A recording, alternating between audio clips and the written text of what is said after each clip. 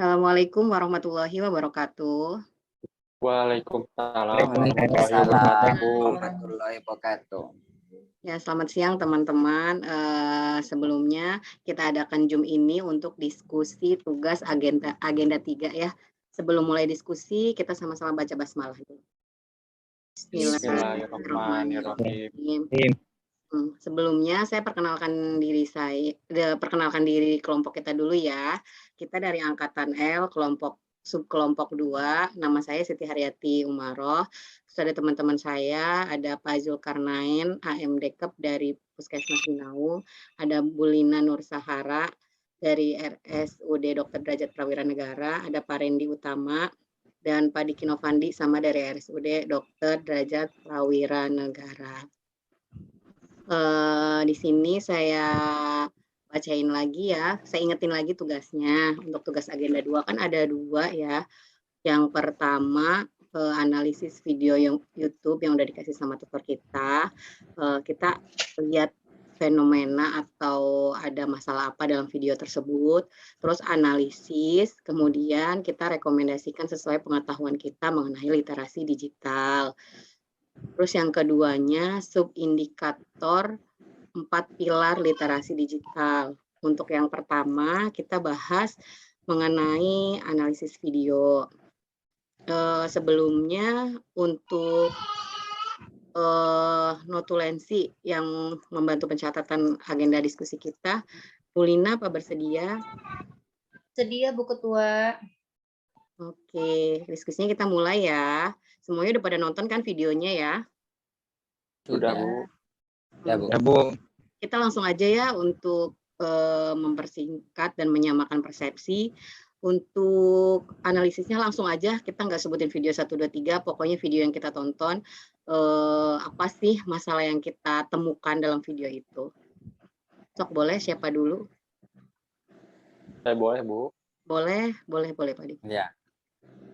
Bismillahirrahmanirrahim. Assalamualaikum warahmatullahi wabarakatuh. Waalaikumsalam warahmatullahi wabarakatuh.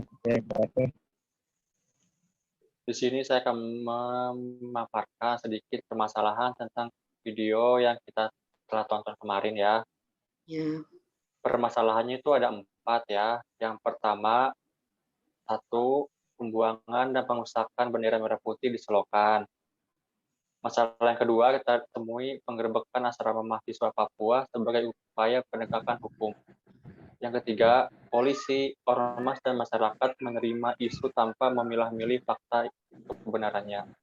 Dan yang terakhir adalah terjadinya persekusi dan rasisme terhadap mahasiswa Papua di Surabaya yang menimbulkan kerusuhan.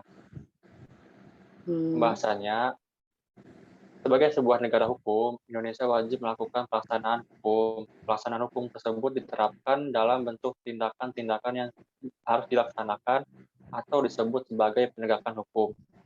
Dalam penegakan hukum inilah peranan para lembaga penegak hukum sangat dibutuhkan. Hukum tidak bisa tegak dengan sendirinya. Oleh sebab itu, peranan para lembaga penegak hukum dibutuhkan untuk menegakkan suatu aturan hukum. Polisi merupakan salah satu instrumen hukum yang bertugas menjaga ketertiban umum, memelihara keamanan, dan mengayomi masyarakat. Sebagai lembaga penegak hukum, tugas utama polisi adalah memelihara keamanan dan negeri. Polisi merupakan garda terdepan dalam proses penegakan hukum di Indonesia, sebelum jaksa dan hakim.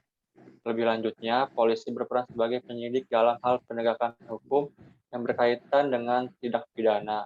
Ketentuan tentang kepolisian telah diatur Undang-Undang Republik Indonesia Nomor 2 Tahun 2002 tentang Kepolisian Negara Republik Indonesia. Adapun wewenang kepolisian sebagai berikut. 1. Melakukan penangkapan, penahanan, penggeledahan, dan penyitaan. 2. Melarang setiap orang untuk meninggalkan atau memasuki tempat kejadian perkara untuk kepentingan penyelidikan. 3. Membawa dan menghadapkan orang kepada penyidik dalam rangka penyidikan. 4. Menyuruh berhenti orang yang dicurigai dan menanyakan serta memeriksa tanda pengenal diri. Yang kelima, memanggil orang untuk didengar dan diperiksa sebagai tersangka atau saksi. Dan terakhir adalah menyerahkan berkas perkara kepada penuntut umum. Berdasarkan kewenangan, ya, akan dilanjut. Tadi itu permasalahan sama sekalian pembahasan mungkin yang tentang itu ya, masalah Iya. penggerbakannya ya. Untuk yang lainnya ada yang mau nambahkan masalah atau membahas masalah yang tadi Pak Diki udah sebutkan, menganalisis persoalan yang udah Pak Diki sebutkan? Boleh Pak Jul? Iya sayang, boleh saya mau nambahin ya. Ya, Pak. Ini kita diskusi ya, bukan Iya, presentasi. Pak.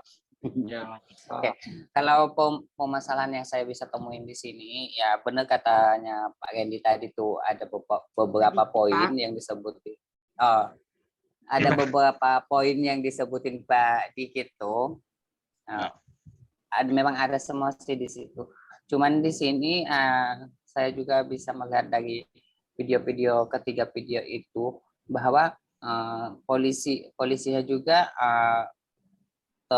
terbawa ke kalau di etika itu masuk di self controlling ya. Jadi polisi juga langsung mendengar isu seperti itu langsung gerak cepat ke asrama itu tanpa kan prosedur polisi itu ada beberapa macam sebenarnya kalau kita temui sesuai aturan ya.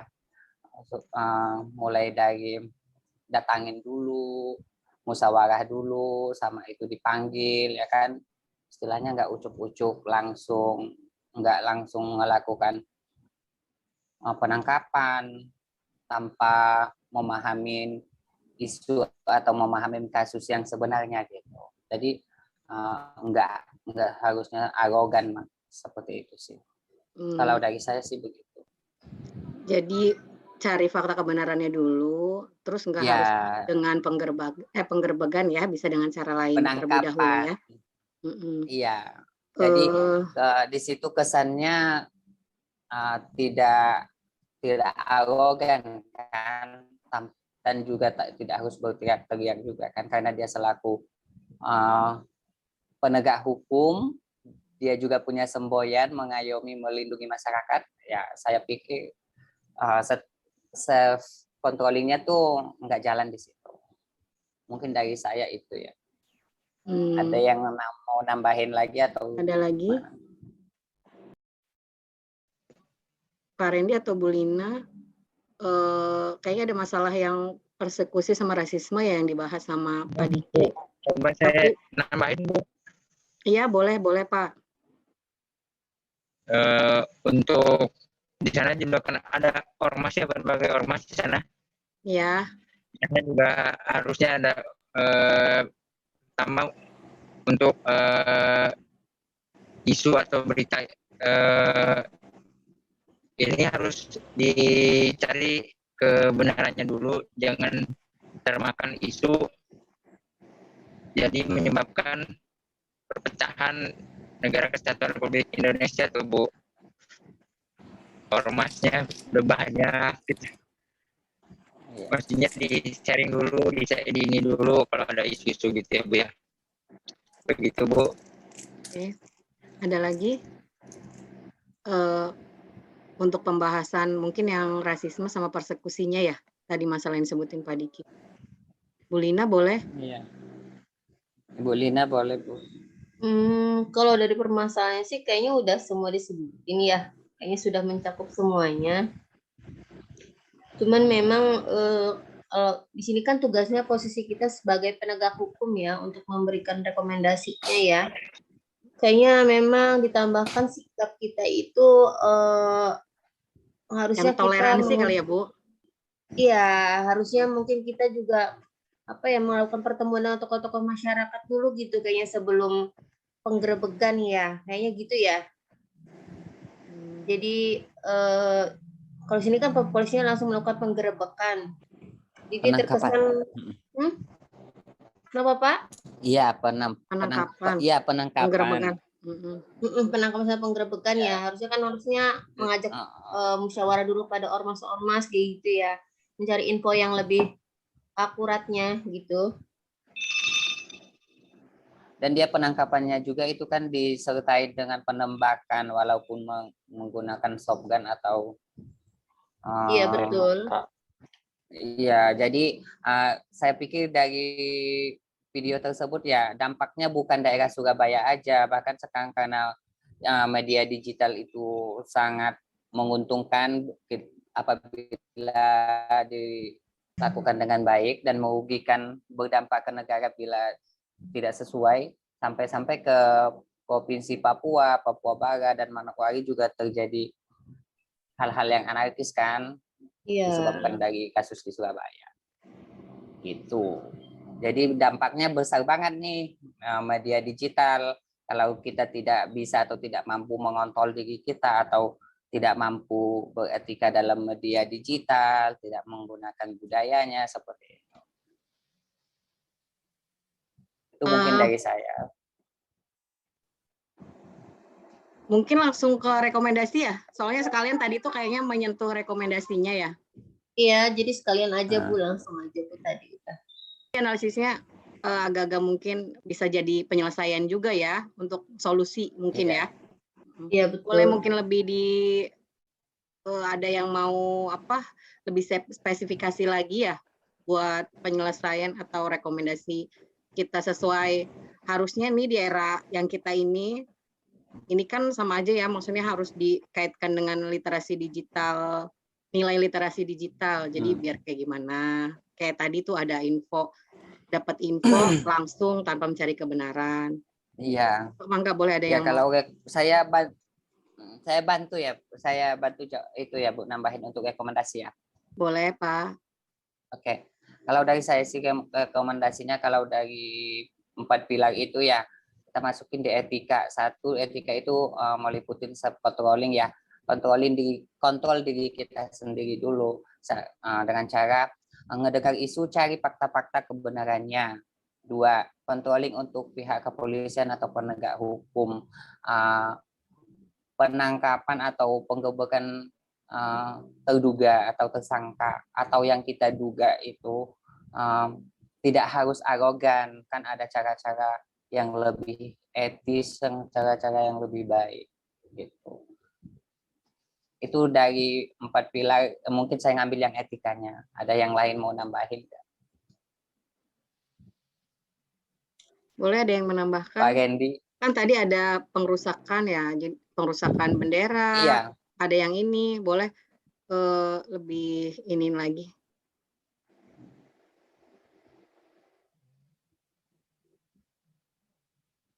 Izin ya Bu Ketua. Silakan Bu. Kayaknya ya terkait dengan masalah pembuangan dan pengerusakan bendera merah putih itu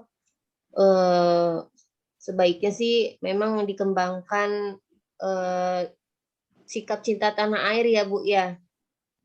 Mengembangkan sikap tanah air yang memang sikap cinta tanah air itu harus tercermin dalam perilaku membela negara, menjaga negara dan melindungi tanah air. Salah satunya memang menjaga dan melindungi bendera merah putih. Seperti itu. Kemudian dari penggerebekan asrama mahasiswa tersebut sebagai upaya penegakan hukum, di sini memang polisi itu langsung melakukan penggerebekan. Seharusnya memang dilakukan tadi itu saya bilang atau melakukan pemanggilan terlebih dahulu atau memang mengajak kumpul ormas-ormas atau masyarakat setempat itu terlebih dahulu melalui surat resmi ya Bu ya. Jadi tidak serta-merta langsung melakukan penggerebekan. Gitu kan. Nanti kan memang di sini terkait rasisme juga, tindakan kekerasan dan rasisme, karena memang ras itu menyangkut Papua ya Bu ya. Jadi penyerangan itu memang kalau bisa jangan menyebut-nyebut nama Papua atau apa, itu kan termasuk terjadi diskriminasi ya. Ya, maksudnya kita Diskriminasi itu ya Bu ya. Jadi jangan menyebut Papua atau suku si A, suku si B, si kulit A, kulit B gitu. Jadi jangan menampakkan itunya. Jadi memang akan menimbulkan apa ya sikap konflik dan dari sanahnya itu ya. Jadi tidak hanya masyarakat atau mahasiswa Papua, tapi masyarakat Papua yang ada di sana pun merasa terusik gitu saat bagian dari warganya mereka singgung atau mereka tindas gitu dengan upaya mereka dituduh sebagai dalang dari pengerusakan bendera. Gitu. Pengerusakan. Begitu ya, seperti itu Bu. Iya. Bisa yang lain Padahal ditambahkan hanya oleh- beberapa oknum ya, tapi malah Iya, jadinya Iya. ke semuanya. Malah dari kasus ini ya sebenarnya yang udah lama banget, hampir 2 tahunan, malah jadi ada bentrok di mana-mana ya. Ada lagi Iya. yang mau menambahkan? Sedikit menambahkan, Bu. Iya, boleh Pak Randy. Ya, di era sekarang ini kita sebagai ASN juga harus lebih bijak dan cermat dalam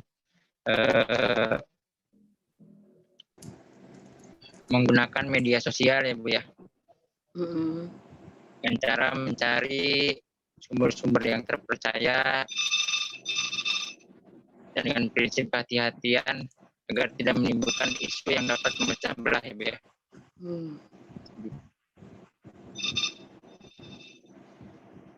Ada lagi? Sepertinya udah dibahas ya semuanya ya. Sudah. Masalah yang kita temuin. Semuanya sudah termasuk. Memang udah kita bahas dan udah rekomendasi penyelesaiannya ya. Memang intinya semua masalah memang harus dicari kebenarannya, terus tidak tergesa-gesa. Semua isu. Memang melakukan dengan tindakan yang benar ya sebenarnya. Mungkin lanjut aja tugas yang kedua atau bagaimana teman-teman? Lanjut aja kali. Bu. Lanjut aja ya. Di tugas yang kedua ini kan ada 4 pilar literasi digital. Ada etika, budaya, keamanan, dan kecakapan. Etika ini kayak seperti norma-norma gitu ya. Ini kita tugasnya disuruh membuat subindikator. Jadi sesuai pengertian dari 4 pilar tersebut. Jadi subindikator yang berhubungan dengan etika atau dengan budaya, dengan keamanan, dan dengan kecakapan. Langsung aja ya kalau ini. Mungkin etika, poinnya kan nggak di ini ya, nggak dipatokin berapa, terserah. Jadi boleh sambil ditulis ya, Bu Lina. Iya, Bu. Etika ada yang mau ini dulu? Misalnya nih, saya nih misalnya tata krama sama etika berinternet ya. Jadi nggak bisa sembarangan. Pokoknya ya harus sesuai sama, ya nggak cuma etika itu nggak cuma di kehidupan nyata, di dunia maya pun sama karena berhubungan sama individu sama orang ya. Jadi harus ada tata kramanya. Ada lagi? Yang lain mengenai etika, subindikator? Izin menambahkan Bu. Ya, boleh. Ya, dalam beretika apapun kita perlu memiliki kesadaran, kebijakan, kejujuran, dan tanggung jawab dalam berliterasi digital. Karena kita dapat menyesuaikan diri dan mempertimbangkan suatu hal yang dapat kita share di media sosial gitu kan Bu ya. Supaya berita pun kita dapat diterima dengan baik oleh masyarakat Indonesia juga gitu kan. Jadi harus perlu tanggung jawab sama kebajikan itu Iya, mungkin bernilai manfaat kali ya. Iya. Ya harus jujur, jangan bohong ya. Jangan update status bohong gitu, lagi ngapain. Apalagi kita ASN kan harus ya. benar-benar abdi negara. Ada lagi? Ada lagi enggak? Saya nambahin keamanan ya apa ya? Oh, boleh. Udah kali, cukup kali. Etika udah cukup. Kalau di keamanan itu. Keamanan boleh. Nah, kalau di keamanan itu kayaknya mungkin proteksi yang apa tuh perangkat digital kita tuh informasinya itu, datanya itu valid apa tidak, kono. Informasi yang kita kasih itu tuh benar apa enggak, maksudnya tuh valid apa enggak gitu. Nah, udah itu saat kita bermedia digital itu juga harus aman, apakah harus kita privasi atau seperti apa yang untuk sesuatu yang kita posting itu untuk jaga untuk kita juga sama orang lain juga sih. Menjaga rekam jejak digital kita kali ya Pak, maksudnya. Iya. Pokoknya harus proteksi ya Pak. proteksilah. Hal-hal yang pribadi juga kita harus hati-hati. Mungkin itu aja dari keamanan. Keamanan cukup kali ya. Iya. Kalau ada lagi, Pak Jo sudah menjelaskan, sudah Oh. panjang lebar. Dari budaya sama itu, Bu. kecakapan kali yang belum. Budaya, Pak Randy? Ya budaya, Bu. Ya. Kalau budaya kita harus berlandaskan, kalau literasi digital itu harus berlandaskan Pancasila dan Bhinneka Tunggal Ika. Yang kedua, menggunakan bahasa yang baik, bahasa Indonesia yang baik dan benar, Yang bisa dan dipahami. cintailah produk-produk Indonesia bikinan lokal. Itu bukan budaya. Cukup kali ya budaya. Apa ada yang mau nambahin? Langsung ke kecakapan aja kali ya. Iya. Untuk kecakapan. Kecakapan ya Bu ya. Kecakapan itu contohnya itu indikatornya mengenai kita menggunakan aplikasi dompet digital ya Bu ya. Jadi kemampuan kita menggunakan aplikasi dompet digital, kemudian penggunaan aplikasi chat atau media sosial, kemudian menggunakan mesin telusur juga gitu ya Bu ya. Seperti itu bukan ya Bu? Iya. Bisa ya. Seperti itu bisa. ya. Soalnya kan kemampuan kita ya terhadap teknologi ya. Iya. Nah, Oh, kalau ada kita kemampuan kita lah dalam itu. Ya. Iya. Kayak gini nih kita diskusi pakai Zoom. Kalau dulu kan bingung kalau diskusi harus ketemu. Ya. Ketemu. Ada lagi? Mungkin udah ya? Cukup Bu. Cukup, Bu. Ya sudah. Untuk notulensi mau dibaca apa nanti buat kita rembukin lagi di luar diskusi ini, teman-teman? Langsung aja kali notulennya, kesimpulan dari itu. Iya, kesimpulan sedikit aja ya Bu. Sih. Ya sedikit yang bisa saya simpulkan sebenarnya yang pokoknya itu permasalahannya ya Pak ya, semuanya berarti permasalahannya ada 4, yaitu 1 pembuangan dan pengerusakan bendera merah putih, kemudian penggerebekan asrama mahasiswa Papua sebagai upaya penegakan hukum, kemudian ketiganya polisi, ormas, dan masyarakat menerima isu tanpa memilah-milah fakta kebenarannya. Kemudian yang keempat, terjadinya persekusi dan rasisme terhadap mahasiswa Papua di Surabaya yang menimbulkan kerusuhan. Mungkin dari permasalahan cukup itu ya. Jadi nanti kita bisa iniin lagi sama 4 pilar itu. Dari etika itu salah satunya tentang tata krama, etika berinternet, kemudian berpartisipasi dan kolaborasi di ruang digital. Kemudian dari budaya itu di sini saya tadi mencatat Pak Randy bilang harus berlandaskan Pancasila dan Kebinekaan Tunggal Ikaan. Kemudian menggunakan bahasa Indonesia yang baik dan benar juga. Kemudian dari Pak Zul tentang keamanan ya Pak ya tadi ya Pak. Di sini saya jadi penggunaan fitur keamanan atau code digital dengan rekam jejak ya Pak ya salah satunya ya. Iya. Dan menggunakan informasi dan data yang valid. Kemudian dari kecakapan tadi ya kita harus mampu menggunakan aplikasi dompet digital salah satunya sama penggunaan aplikasi chat dan media sosial lainnya. Mungkin sedikit saja ya Bu Ketua. Ya, terima kasih Ibu. Sudah jelas ya. Makasih untuk semuanya yang membantu berjalannya diskusi ini. Tugas selanjutnya mungkin kita bikin laporan ya dari hasil diskusi kita. Terima kasih semuanya. Saya sudahin sampai di sini. Terima kasih atas kerjasamanya. Sehat-sehat semuanya. Masih banyak tugas menanti. Assalamualaikum warahmatullahi wabarakatuh. Waalaikumsalam warahmatullahi wabarakatuh.